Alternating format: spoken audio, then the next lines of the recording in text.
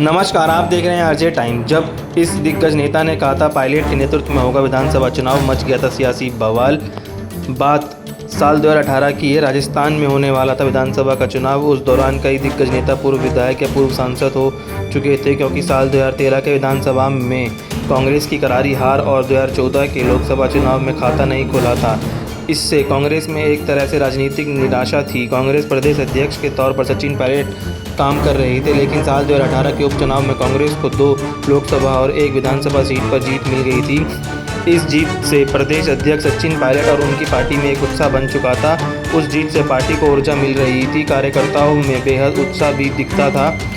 इन सबके बीच वर्तमान विधानसभा अध्यक्ष डॉक्टर सीपी जोशी उस समय किसी भी सदन के सदस्य नहीं थे, क्योंकि राजस्थान कांग्रेस में उन्हें एक बड़ा चेहरा माना जा रहा है।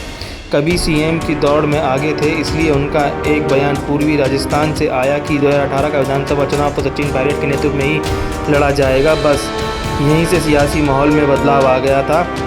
हालांकि उन्होंने सीएम फेस पर अपनी कोई राय नहीं दी थी। इतना बड़ा बदलाव कैसे? उस दौरान डॉक्टर सीपी जोशी कांग्रेस के राष्ट्रीय महासचिव हुआ करते थे। उन्होंने जब ये कह दिया था कि पायलट को चुनाव लड़ाने के लिए फ्री हैंड दिया जाएगा और चुनाव के बाद मुख्यमंत्री का फैसला पार्टी आलाकमान करेगा, इस बयान के बाद राजनीति में बड़ा उलटफेर होने की संभावना दिखने लगी थी। दरअसल अजमेर संभाग के मेरा बूथ मेरा गौरव सम्मेलन में शामिल होने जोशी गए थे। वहां पर सचिन पायलट, अविनाश पांडे और मोहन प्रकाश भी मौजूद थे। राजस्थान में पूर्व मुख्यमंत्री अशोक गहलोत और सचिन पायलट गुटों के बीच चल रही खींचतान के दौरान जोशी के उस बयान के कई राजनीतिक मायने निकाले गए थे। कैसे सब कुछ बदल गया? उस दौरान सब कुछ बदलाव जैसे दिख रहा है। आखिर क्यों खेला गया था ये दांव?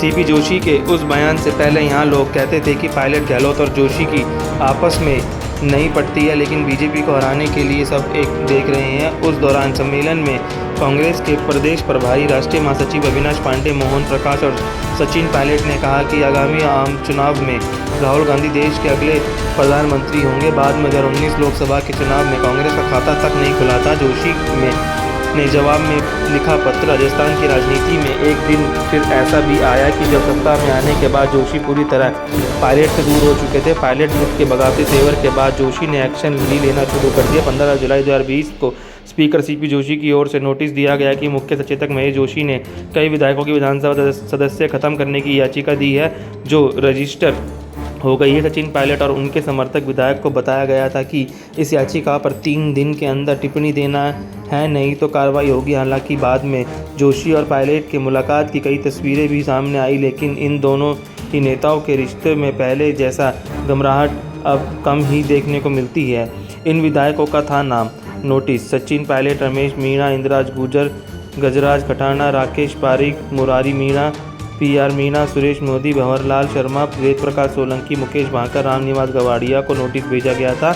इसके अलावा हरीश मीणा, विजेंद्र ओला, हेमाराम चौधरी, विश्वेंद्र सिंह, अमर सिंह, दीपेंद्र सिंह और गजेंद्र शेखावत को नोटिस भेजने के बाद सामने आई थी। कांग्रेस विधायक दल की बैठक के लिए मुख्य सचेतक महेश जोशी ने व्हिप जारी किया था।